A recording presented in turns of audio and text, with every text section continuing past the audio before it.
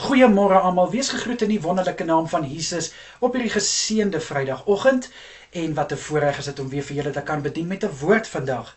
Nou ek wil net vandag vir jou sê, as jy so terugkyk na die week, dink jy dalk miskien, wat het my harde werk tog uitgerig? Dra dit enige vrug? Het ek sukses behaal? Kind van God, ek wil vandag vir jou sê, God sien raak wat jy doen. Mense mag dalk nie raak sien wat jy doen nie, maar God doen. En glo my, die beloning wat jy van God gaan kry, gaan baie meer werd wees as die belonings op aarde. Hierdie belonings wat ons op aarde kry is vir aardse bestaan en is om 'n lewe te maak. Maar dit gaan saam met die aarde gaan. Maar die beloning wat ons by God kry, is 'n ewige beloning. En wat ek ook vir jou wil sê is, al voel dit hierdie week was hard vir jou, al voel dit, jy weet nie, gaan jy dit volgende week ook kan maak en dit, jy kan. God sê in 2 Kronieke 5 vers 17, wees sterk en moenie laat jou hand slap lê nie, want julle sal beloon word volgens julle werk. So kind van God, hier sê dit duidelik, jy gaan beloon word wat jy doen. Solank jy dit wat jy doen met 'n opregte hart, met 'n rein hart, kan ek nou vir jou sê, jou werke sal raak gesien word. En iewers sal daar iemand wees wat jou werk sien. Dit kan ek nou vir jou sê.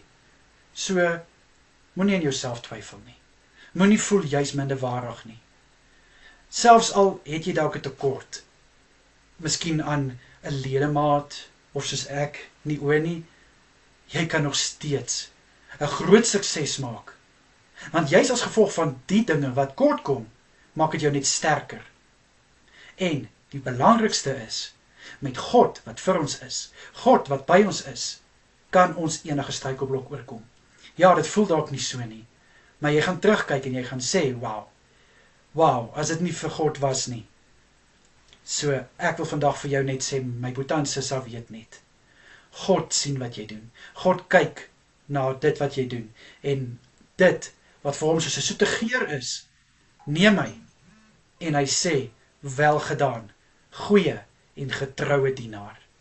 So, ek wil net vir jou sê, moenie in jouself twyfel nie. Jy's baie werd. Jy het soveel waarde. Want hoekom? Want jy's 'n kind van God. Jy het die Almagtige in jou, die Alfa en die Omega. Amen. Amen. Kom ek bid vir ons, Here.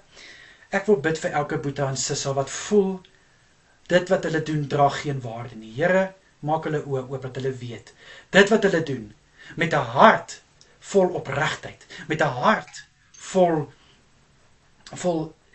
reinheid, kan hulle maar verseker weet, hulle arbeid dra meer waarde as enigiets anders.